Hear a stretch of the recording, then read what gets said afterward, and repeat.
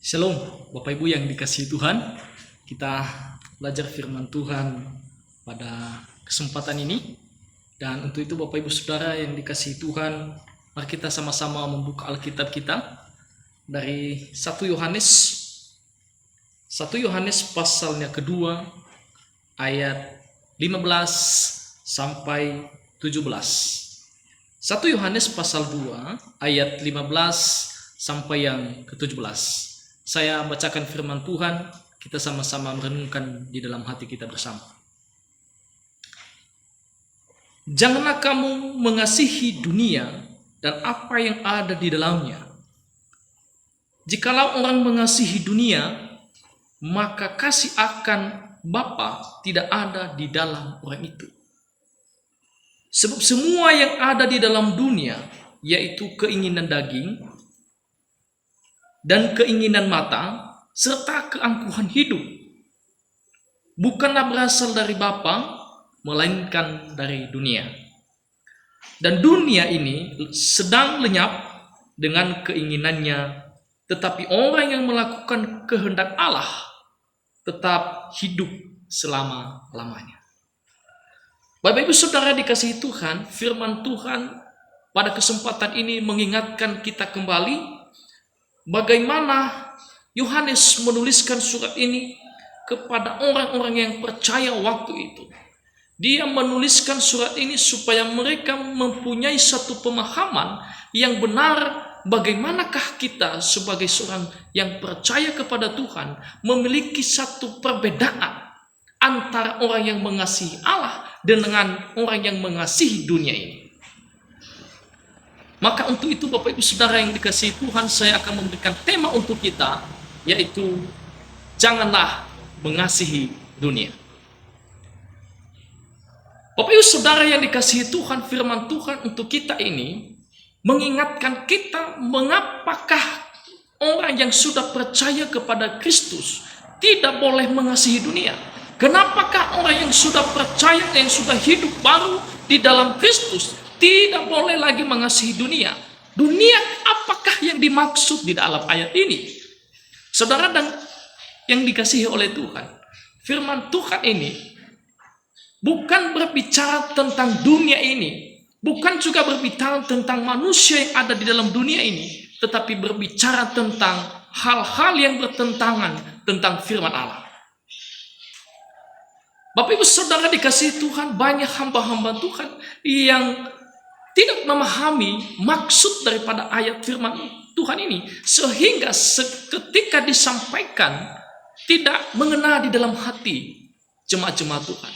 Tetapi kali ini saya mau sampaikan kepada Bapak Ibu Saudara yang dikasihi Tuhan, firman Tuhan ini menegaskan satu penegasan, yaitu jangan kita mengasihi dunia ini. Kenapa? Karena dunia yang dimaksud adalah hal-hal yang berkaitan dengan tentang keinginan-keinginan daging kita, tentang untuk memuaskan keinginan daging, tentang hal-hal yang bertentangan tentang firman Allah.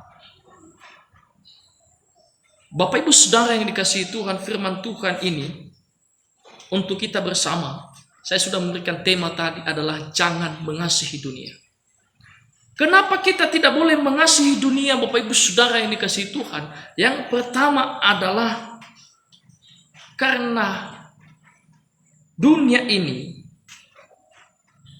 bukan berasal daripada Bapa.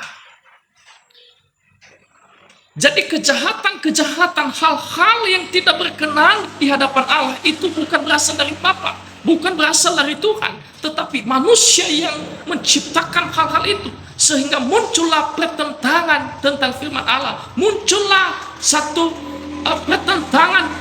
Manusia yang sudah percaya kepada Kristus, mereka bertentangan dengan firman Allah karena mereka mengasihi dunia ini, mengasihi hal-hal yang tidak berkenan kepada Allah, mengasihi hal-hal yang tidak sesuai dengan firman Allah.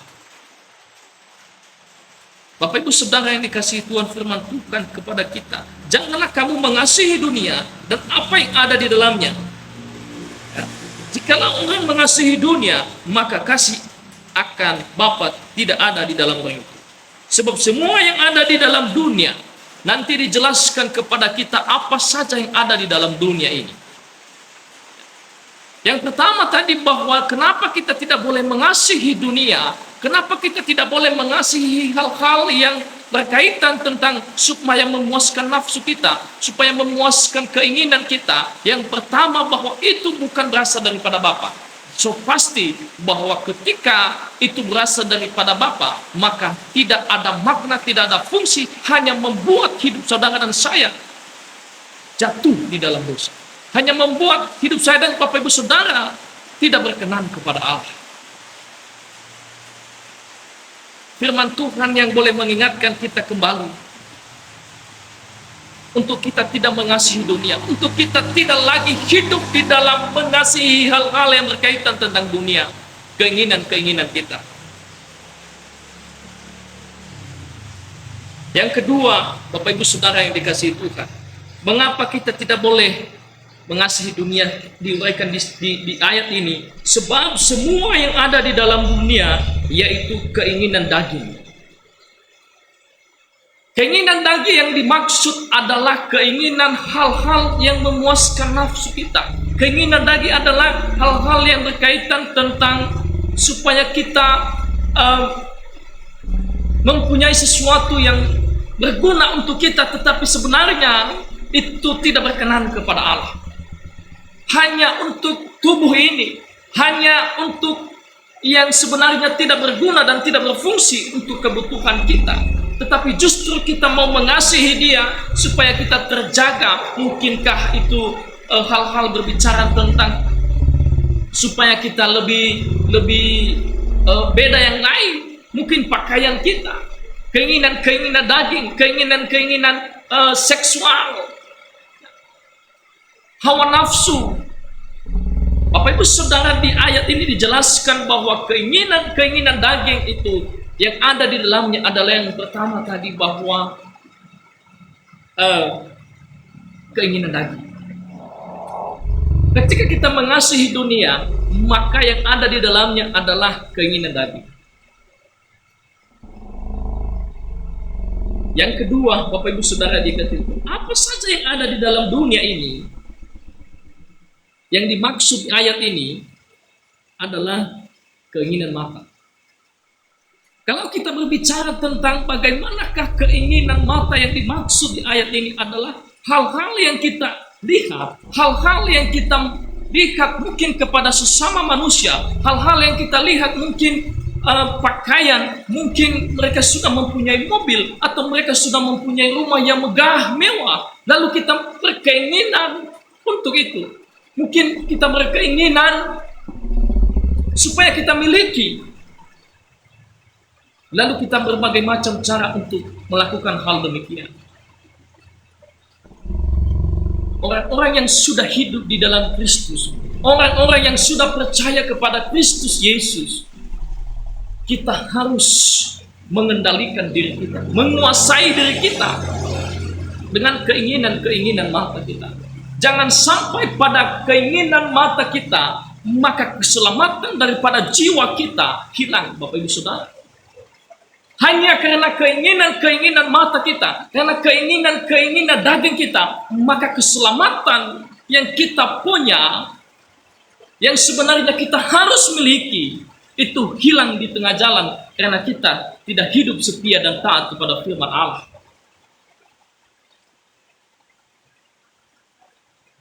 Bapak Ibu Saudara dan yang saya kasihi,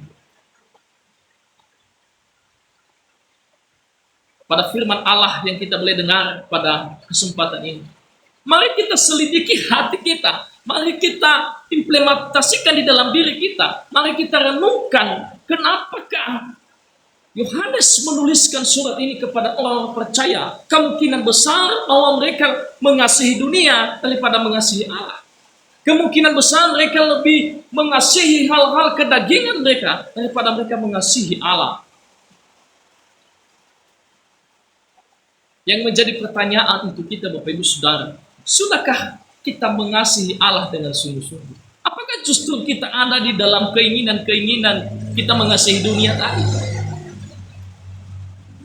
Apakah kita ada di dalam dunia yang dimaksud dan bahwa kita mengasihi dunia ada di dalamnya keinginan daging dan keinginan mata? Mari kita menjawab setiap hati kita, Bapak Ibu Saudara. Pada firman Allah yang boleh mengingatkan kita, mengubah satu pola pikir kita. Bagaimanakah kita seorang yang sudah serupa dengan Kristus, yang sudah dibaharui, yang sudah dibenarkan oleh darah Kristus, maka ada satu perbedaan. Ada satu hal-hal yang berbeda dengan orang-orang yang tidak mengenal Allah. Pada firman Allah yang kita sudah baca bersama, bahwa sebab semua yang ada di dalam dunia ini, yaitu keinginan mata dan keinginan mata, serta keangkuhan hidup. Yang ada di dalam dunia yang dimaksud adalah keangkuhan hidup. Kalau berbicara tentang keangkuhan hidup, Bapak Ibu Saudara yang dikasihi Tuhan, adalah orang-orang yang memegahkan diri. Orang-orang yang memiliki semua, dia miliki semua, sumber-sumbernya dia miliki semua. Ya, tidak mengandalkan Tuhan lagi. Tidak mau tahu tentang Tuhan. Maka bisa dikatakan bahwa Tuhan mereka adalah mereka sendiri, Bapak Ibu Saudara. Mereka mengatur hidup mereka sendiri. Angkuh. Ya. Mereka tidak menganggap Tuhan sebagai pemilik kehidupan mereka, Bapak Ibu Saudara.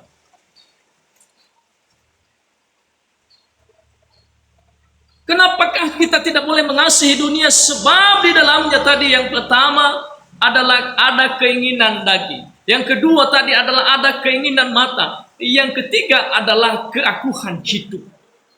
Keangkuhan hidup yang dimaksud adalah hal-hal yang membuat manusia itu menyombongkan diri.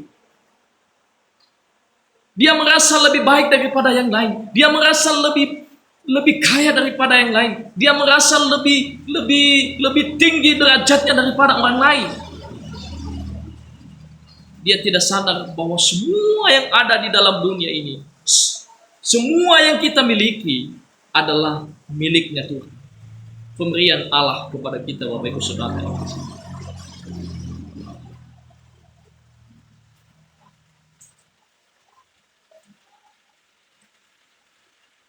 Keinginan mata, keangkuhan hidup, bukanlah berasal daripada Bapa, melainkan dari dunia ini.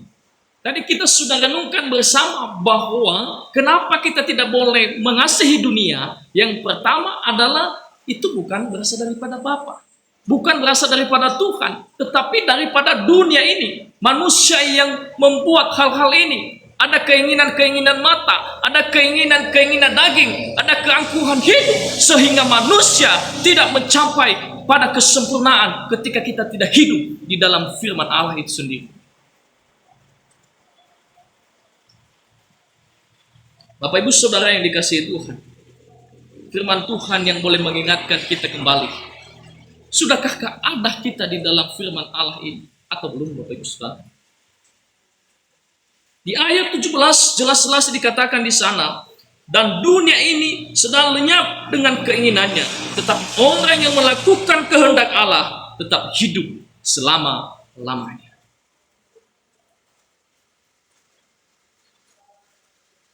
Yang ketiga, Bapak Ibu Saudara yang dikasihi Tuhan, kenapa kita tidak boleh mengasihi dunia ini? Adalah karena dunia ini akan lenyap. Tidak kekal, Bapak Ibu Saudara yang dikasihi Tuhan. Bagaimanakah kita mengasihi hal-hal yang fana? Bagaimanakah kita mengasihi hal-hal yang pada akhirnya tidak lagi ada gunanya, hilang lenyap? Apakah untungnya bagi saya, Bapak Ibu Saudara yang dikasihi Tuhan? Tetapi firman Allah boleh mengingatkan kepada kita pada kesempatan ini. Jangan kita mengasihi dunia ini, karena dunia ini akan segera lenyap dan tidak lagi ada gunanya, Bapak Ibu Saudara. Tapi ketika kita melakukan kehendak Bapa, kehendak Allah, kita memperoleh kehidupan selama-lamanya. Bapak Ibu Saudara, mari kita selidiki setiap hati kita. Selama ini apakah yang saya lakukan? Selama ini apa yang saya lakukan? Selama ini apa yang sudah saya lakukan untuk Tuhan? Apakah saya mengasihi Tuhan ataupun hanya sekedar saja? Atau saya hanya mengasihi Tuhan tetapi mengasihi juga dunia? Orang yang sudah hidup di dalam Kristus, orang yang sudah menerima Yesus sebagai juru selamat, sudah bertobat, sudah hidup yang baru, maka hidupnya itu tidak lagi hidup di dalam mengasihi dunia, tetapi mengasihi Allah, mengasihi sesama manusia, mencintai firman Allah, merenungkan firman Allah siang dan malam, maka dia memperoleh kehidupan yang kekal yang Tuhan sudah janjikan kepada kita. Maka siapa yang setia sampai akhir, kata firman Allah di dalam Wahyu pasal 2 ayat 10, kita akan memperoleh kehidupan yang kekal. Amin. Bapak Ibu Saudara yang dikasihi Tuhan, firman Tuhan yang boleh saya sampaikan ini, mari kita renungkan bersama. Apakah kita sudah hidup di dalam firman Allah? Sudah kita merenungkan firman Allah? Sudahkah kita mengasihi Allah? Sudahkah kita mengasihi Tuhan dengan sungguh-sungguh? Atau kita mengasihi dunia yang fana ini? Kita diberikan kebebasan memilih yang mana. Tetapi orang yang mengasihi dunia tidak mendapat kehidupan yang kekal. Tetapi orang yang mengasihi Tuhan, mencintai firman Allah, maka dia sudah ada janji Allah kepada kita. Dia mengaruniakan mahkota kehidupan barang siapa yang setia sampai akhir. Bapak Ibu Saudara yang dikasihi Tuhan, firman Tuhan hari ini, mari kita merenungkan bersama untuk kita, dan tetaplah andalkan Tuhan, tetaplah fokus pada tujuan hidup kita, sebab tujuan hidup kita hanyalah kepada Kristus Yesus. Sekali Yesus, tetap Yesus. Bapak Ibu Saudara yang dikasihi Tuhan, katakan amin. Amin. Terima kasih. Sekian firman Tuhan yang boleh kita renungkan bersama pada kesempatan ini. Biarlah Roh Kudus yang terus menambahkan di dalam hati kita, sehingga firman ini menjadi remah, menjadi kekuatan kepada kita, supaya kita mampu menjalani hari-hari kita dengan penuh sukacita, dengan penuh damai sejahtera, karena Allah beserta dengan saya dan Bapak Ibu Saudara. Amin. Haleluya. Puji Tuhan.